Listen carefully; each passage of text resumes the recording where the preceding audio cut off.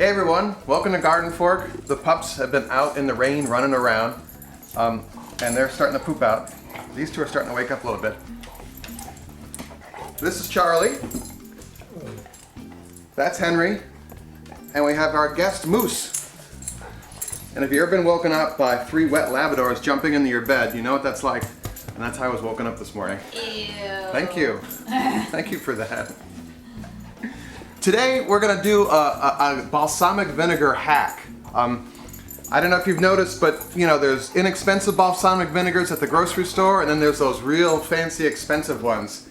And the fancy expensive ones are made truly the right way. The inexpensive ones are kind of cheater versions of balsamic vinegar.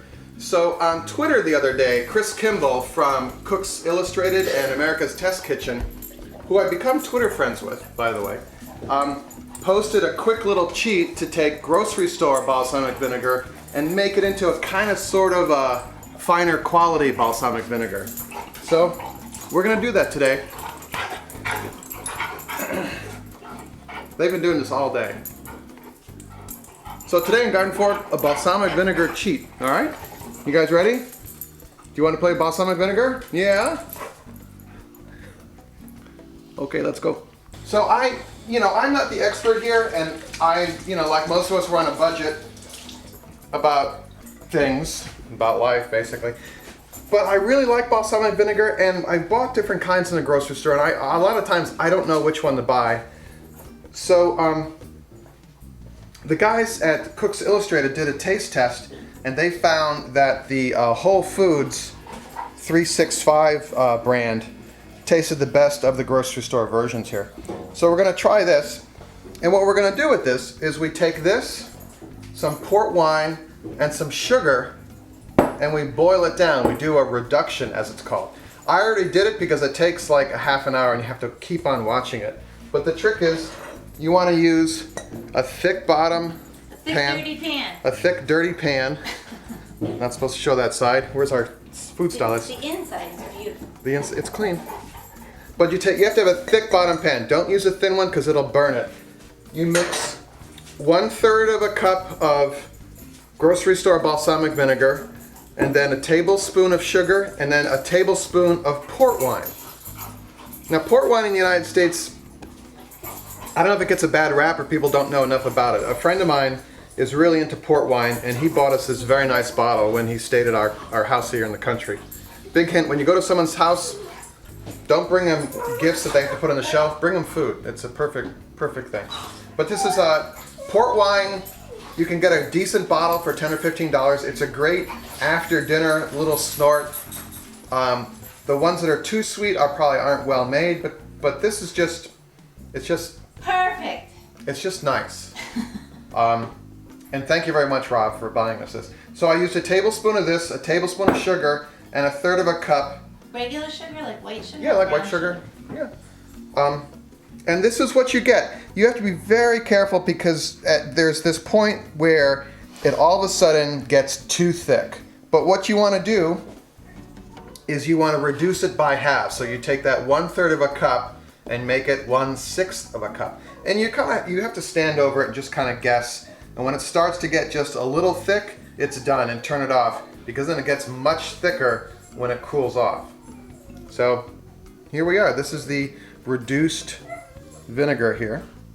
Smells good. Yeah, and I thought we'd do a taste test. I thought we'd compare the grocery store with the reduced with a fancy balsamic vinegar. How much does that go for? Well, I'll tell you the whole story about this. We went into Brooklyn Larder, which is in Park Slope, New York. I don't know if you've ever heard of a restaurant in New York City called Franny's. I have. Yeah, we've been there. Well, of course, right near our house, and we live in Foodie Central in Park Slope, Brooklyn. Franny's is one of those restaurants where they make their own sausages. They make their own, it's like porchetta. They make their own porchetta and stuff.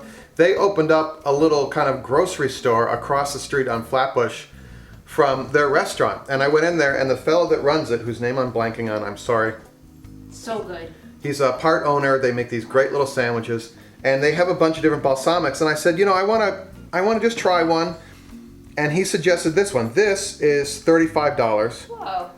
But It's really good. You know, he gave us samples of different ones. I said, well, let's try this one. There are some rules about making balsamic vinegar in Italy. I don't know all the fancy names, but there's what they're called appellations, perhaps, kind of like in France. You know, it's like Parmigiano Reggiano has to come from Parma and has to be from certain cows and all that kind of thing. Appellations? Like Appalachian Trail. Really? No, like in the French wines have appellations. Someone out there knows what we're talking about and will tell us very quickly, I'm sure. All right, this is the inexpensive. This is from Whole Foods. It's their organic. So. Well, you're just gonna have a spoonful of vinegar, huh? I mean, it's not bad. The inexpensive balsamics are going to be made with some caramel in them. You know, they're not the true, but they're also not $35 or more for a little bottle of it. And I like that. This is good. So now let's try our reduction. Thick. It is thick. I mean, maybe I could turn off. I'm thinking I should have taken it off the stove a little bit before this, but that's pretty good. I think you're brave to have whole spoonfuls like that. It's not maple syrup, it's vinegar. No, but that tastes pretty darn good. Does it? Yeah. Tastes different. It's fuller, it's deeper, it's sweeter. Maybe I could cut back on the sugar a little bit because the port has a sweetness to it too, but that's pretty darn good. I mean, for taking grocery store, that's pretty good. That's pretty good. There you go. So we'll try this.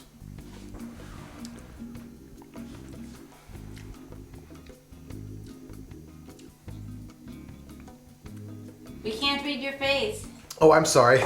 I'm thinking in my head. And you're quiet for a change. How unusual. This, I actually kind of like this a little better, but maybe just because it's a smokier molassesy kind, but this is more vinegary, but this has more nuanced flavor. It's kind of an aftertaste thing. But this is a close second. This really is. Let's try it on some cheese, huh? What do you say? Try it.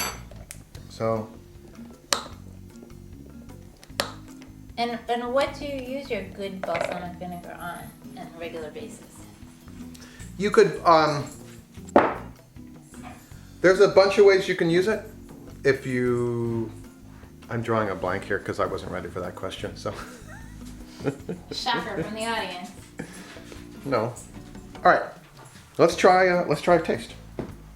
So. You know, a lot of the show is watching you eat. People seem to like that. Gives you some control in that pork thing, doesn't it? That has a better flavor. The real kind has a better flavor there. But still, the reduction, I mean, the cheater version is pretty darn good. I like that. All right, there you go. Come here, guys. Come on.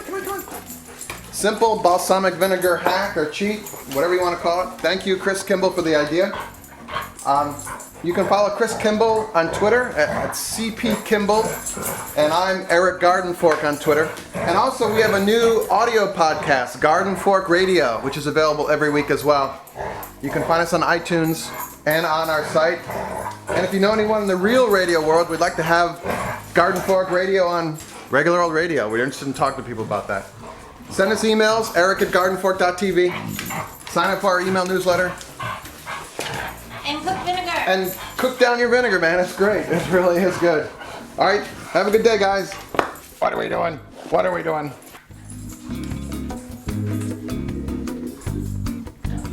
See you later.